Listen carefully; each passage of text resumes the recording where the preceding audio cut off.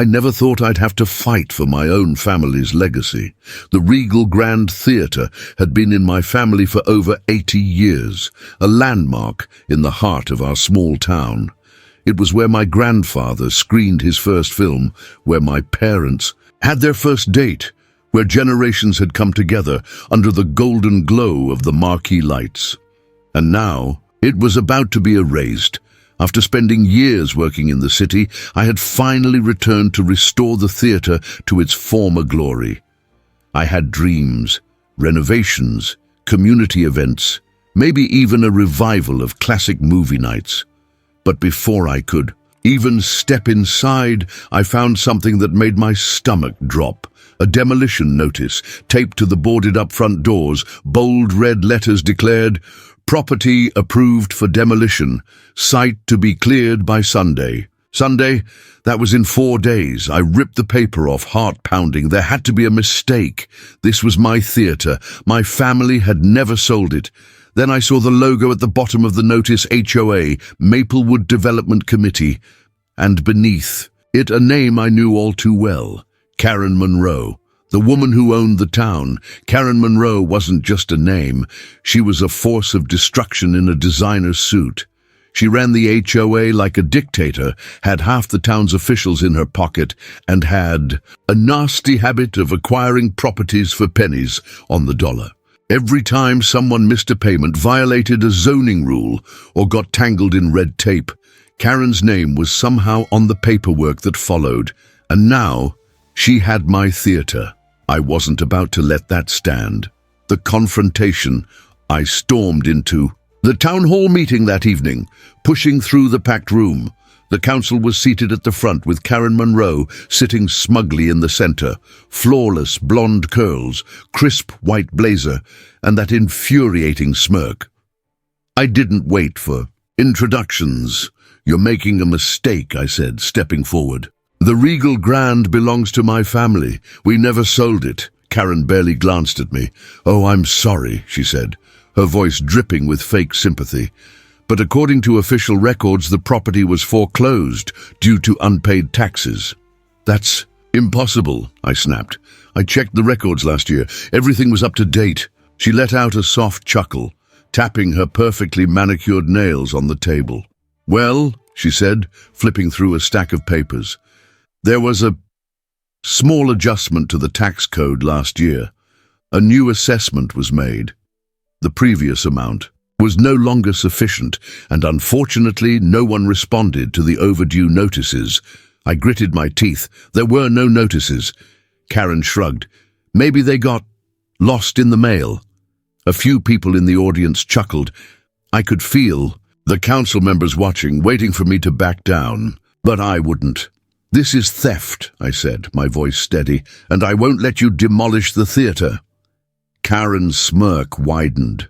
"Oh, sweetheart," she purred, tilting her head. "The permits are signed, the equipment is ready, and that ugly old building will be gone by Sunday." She leaned forward, lowering her voice just enough that only I could hear. "No one cares about your family's theatre." I clenched my fists. She thought she'd already won. Thought I was just another nobody she could steamroll. She had no idea what was coming. The plan begins. I took the demolition notice, folded it carefully, and tucked it into my pocket. Karen Monroe had spent years manipulating the system, twisting rules, and buying off officials. If she wanted to play dirty, I'd play dirtier, and by the time I was done, she'd wish she had never touched my family's theatre. Karen Monroe thought she had buried the truth. She thought she could fabricate some phony tax lien, forge a few documents, and make my family's legacy disappear without anyone noticing. She was about to learn just how wrong she was. Digging into the past, that night I locked myself in the old office at the back of the theatre. It had been untouched for years, dusty filing cabinets, fading newspaper clippings on the walls, and my grandfather's old desk, still cluttered with notes in his precise handwriting. If Karen had stolen this building, the proof had to be here. For hours, I flipped through tax records, ownership, deeds, legal notices, anything that could explain how my family had lost the property. Nothing made sense until I found the contract, a yellowed, typewritten document buried in a drawer, sealed in an envelope marked "For Family Eyes." Only I pulled it out with shaking hands, carefully unfolding the fragile pages, and then as I read, my heart nearly stopped. The secret lease agreement. My grandfather never sold the theatre, not in the 1980s, not ever. Instead, he had leased it. Not to the HOA, not to Karen Monroe, but to the town of Maplewood itself, a 50-year lease with a renewal clause. If a surviving family member wanted to continue running the theatre, the lease would automatically extend for another 50 years. And, guess what? I was that family member. This wasn't just an old building. It was mine, legally, unquestionably, unshakably mine. The corruption runs deep. I sat back, stunned. But if this contract was still valid, how the hell had Karen gotten the town to approve the demolition? That's when I saw the signatures. The renewal form was missing. Instead, there was a new document, one I had never seen before, an ownership transfer. The paper claimed that 30 years ago, my grandfather had signed the theatre over to the town. Only. The signature wasn't his. It was a forgery, sloppy, rushed, a crude imitation of the handwriting I had known my whole life, and beneath it, in fresh ink, a land sale approval, signed by none other than Karen Monroe. My blood boiled. This wasn't just a legal loophole. This was fraud. Someone had stolen my family's property, forged my grandfather's signature, manipulated records to push the deal through, and now they were trying to cover their tracks by bulldozing the evidence. The mayor's office by morning, I was standing in City Hall, staring down a stone-faced receptionist. "I need access to the original property records for the Regal Grand Theatre," I said. She barely looked up. "I'm sorry," she replied in a monotone voice. "Those files aren't public." I set the lease agreement on the counter. "I have a legal claim to the property," I said, voice calm but firm. "That means I have a right to see the records." The receptionist hesitated, eyes flicking toward the mayor's office. Then the door swung open, and there he was, Mayor Richard Caldwell, a lifelong politician with a handshake so smooth you never felt the knife sliding between your ribs. He stepped forward with a practiced smile, but there was tension in his eyes. "I'm sorry," he said, "but that theatre is already scheduled for demolition. There's nothing left to discuss." I narrowed my eyes. "I'm not here to discuss," I said. "I'm here to see the records." The smile never left his face. "I'm afraid that won't be possible." I clenched my fists. "Why not?" Mayor Caldwell exhaled dramatically, as if he were dealing with a stubborn child.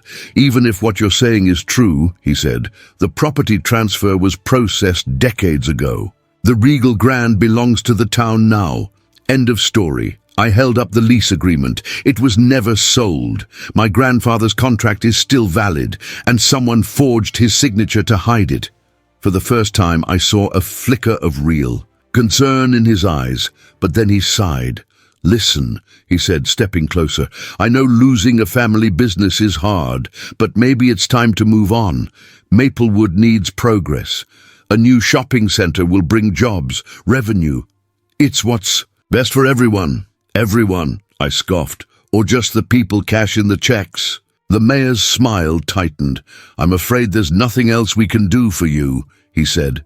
The receptionist was already motioning for security. I clenched my jaw. They were stonewalling me. I could push. "'Cause a scene. Get dragged out of City Hall in handcuffs. Or I could play this Karen Monroe's way." I turned without another word, heading for the exit. The next move, Karen had rigged the game. She had manipulated the town, bribed officials, falsified documents. She thought she had me cornered, but she had made one mistake. She had assumed I was playing fair. I pulled out my phone and dialed a number I hadn't called in years. It rang twice before a familiar voice answered. "Well, well," said Walter Franklin, Maplewood's most ruthless property lawyer. "Didn't think I'd be hearing from you again." "I need your help," I said. "Legal trouble?" he asked, amused. "Something like that," I said, gripping the lease agreement. "Tell me everything," Walter said. I smiled. "Oh, I will. Game on." Charlotte Langley had spent years stealing from this town. She thought she could bury the truth, bribe officials, and silence anyone who got in her way.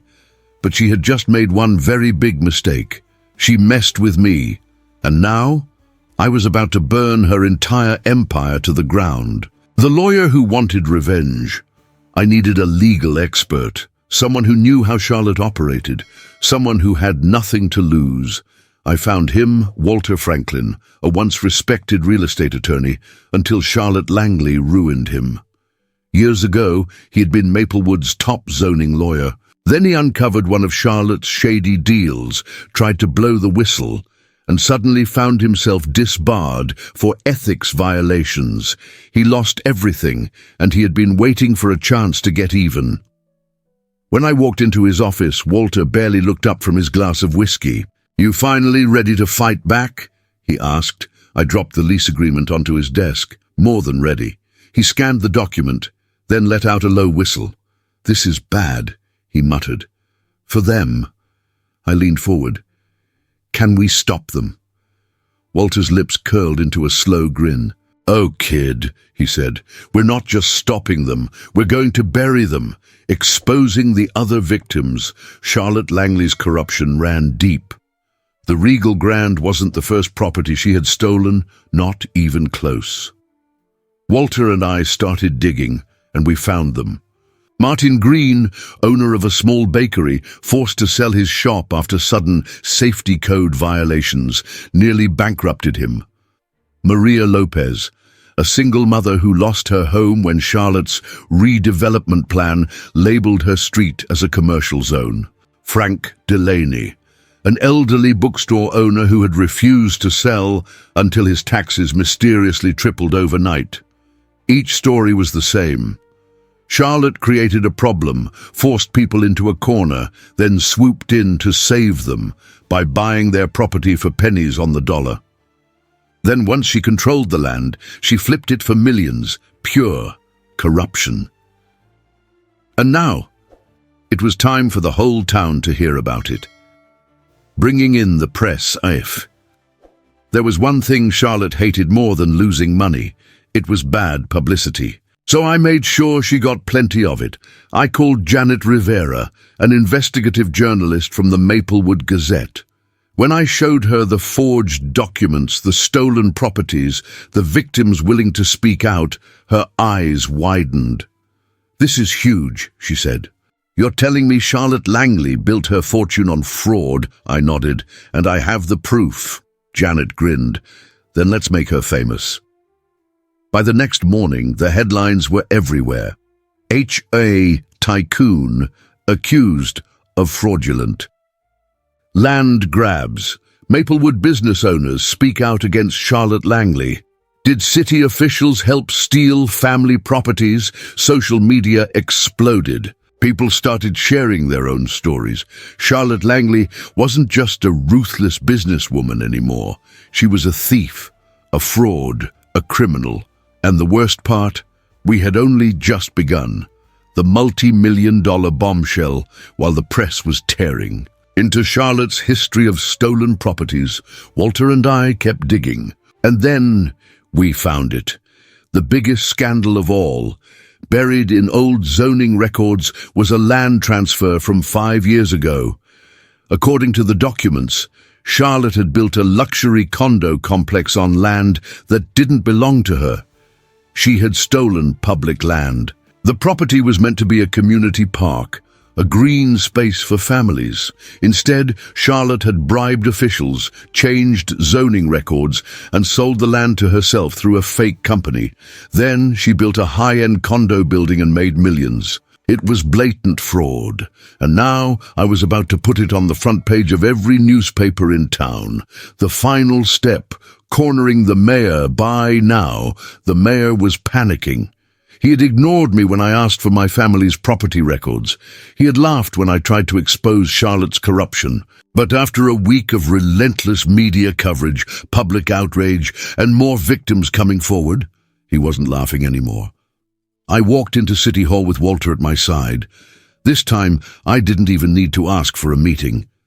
The mayor was already waiting for us. Sweat beaded on his forehead as he forced a smile. "Now let's not be hasty," he said, gesturing toward a chair. "Maybe we can work something out." I cut him off. "You have one chance to fix this," I said. I dropped 2 documents onto his desk. The Regal Grand Lease Agreement. The proof that my family still legally owned the theatre. The zoning fraud records. The evidence that Charlotte had stolen millions of dollars in public land. The mayor's face drained of color. "If you don't overturn the theatre's demolition." "Order," I continued. "I take this file straight to the state attorney's office. And when Charlotte Langley goes down for fraud, you go down with her." For the first time, he looked afraid. I leaned forward. "So what's it gonna be?" Charlotte Langley was losing control, and she knew it. My investigation had exposed her land fraud scheme. My legal case had put her demolition plans on hold, and the media firestorm had turned her into the most hated woman in Maplewood. She should have cut her losses. But instead, she decided to fight dirty. The first attack, the legal threat. The first move came fast. A courier in a navy blue suit knocked on my door, handed me an envelope, and walked away without a word. Inside, a cease and desist letter, according to Charlotte's lawyers. I was guilty of defamation for damaging her reputation with false accusations, interference with business operations for disrupting the planned demolition, harassment for inciting a public smear campaign. I read it twice, then I laughed. I walked straight to Walter Franklin's office and slapped the letter onto his desk. His response, a slow grin. "They're panicking," he said. "That's a good sign." I folded my arms. "Can they actually sue me?" Walter chuckled. "Not if what you're saying is true." "Which it is." He pulled out his own legal document. "This," he said, "is our counter-lawsuit. Fraud for forging property documents, racketeering for using city officials to steal land, conspiracy for working with the mayor to erase property records." Grinned. "Think she'll like that?" Walter smirked. "Oh, she's gonna hate it." The second attack, the blackout. The next morning, I arrived at the Regal Grand Theatre to find the lights out. No power, no water, no heating. A bright red notice was taped to the door. Utility services disconnected due to unpaid fees. I clenched my jaw. This was bullshit. I had paid every bill on time. I stormed into the utility office, demanding an explanation. The clerk looked uncomfortable. "Your service was flagged for non-compliance with city codes," she said, avoiding eye contact. "By who?" I demanded. She hesitated. Then finally she whispered, "The order came from the mayor's office." My blood boiled. Charlotte owned the mayor, and now she was trying to strangle me into submission. I took a slow breath, forcing myself to stay calm. They wanted me frustrated, desperate, defeated, but instead, they had just given me exactly what I needed. The counterattack. The smoking gun that night. I met with Janet Rivera, the investigative journalist. "Tell me you have something big," she said. I handed her a flash drive. She plugged it in, and her eyes widened as the emails loaded on her screen. The leaked files showed Charlotte Langley and Mayor Caldwell's private emails, discussions on how to erase my family's lease records, proof that Charlotte paid off city inspectors to block my utilities. Janet leaned back in her chair, stunned. "This is it," she whispered. I nodded. This wasn't just corruption. This was a criminal conspiracy. The nuclear option, taking it public by sunrise. The emails were everywhere. Front-page headlines, breaking news segments, social media wildfire. Exposed, mayor and HOA queen caught in illegal land grab. Leaked emails, prove City Hall bribery scheme. Charlotte Langley's empire is crumbling, and then came the final blow. Walter and I filed an emergency court order to freeze all demolition permits, demand a full audit of the town's property records, summon Charlotte and the mayor to testify under oath. Within hours, a judge granted our request. Charlotte's bulldozers were stopped. Her bank accounts were flagged for investigation, and her phone, it was probably ringing off the hook with lawyers telling her to run. The showdown at City Hall. Charlotte stormed into City Hall the next day, her usual smugness replaced with barely concealed rage. She locked eyes with me, her lips curling into a sneer. "You don't know who you're messing with," she hissed. I smiled. "Oh, I do," I said, "and you're finished."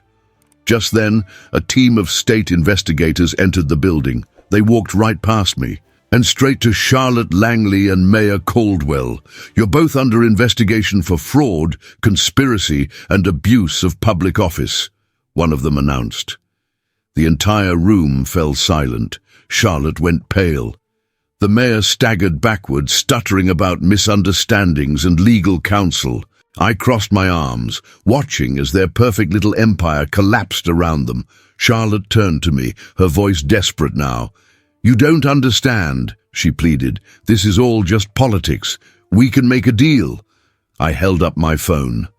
The screen displayed the top news headline of the day: HOA leader and mayor under criminal investigation. I smirked. Too late. Charlotte Langley built her empire on lies, bribery, and stolen land, and now she was watching it burn, the fall of a queen. The fraud investigation against Charlotte moved fast. Forgery charges for faking my grandfather's signature, bribery and corruption for paying off city officials, illegal land sales, for stealing public property. The mayor tried to distance himself, but the leaked emails sealed his fate. By the time the state attorney filed formal charges, Charlotte's business empire collapsed overnight.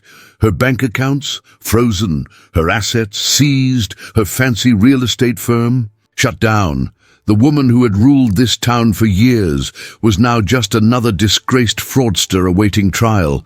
And as for the Regal Grand Theatre, it was finally mine again.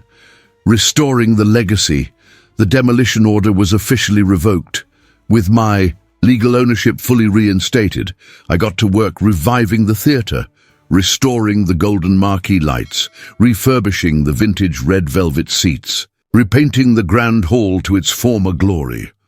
Word spread fast. People started donating, volunteering, sharing stories of the memories they had inside these walls. The town had once let Charlotte Langley erase its history, but now they were fighting to bring it back. And 6 months later, on a crisp autumn evening, the Regal Grand finally reopened. The grand opening. The theatre sold out on opening night. Families, old-timers, young kids, everyone came to celebrate. The red carpet was rolled out. The projector flickered to life. The town had finally reclaimed its history, and just before the movie started, I stepped onto the stage, looking out at the packed theatre. "Welcome back to the Regal Grand," I said, and the crowd erupted into cheers. The final message. But there was one last thing I had to do. Before the show started, I handed a single VIP ticket to an usher. "Deliver this to the county jail," I said with a smirk. "The name on the ticket?" Charlotte Langley, front row, sent a seat. Reserved just for her, she had tried to erase my family's legacy. Now she could sit back and watch as it lived on forever.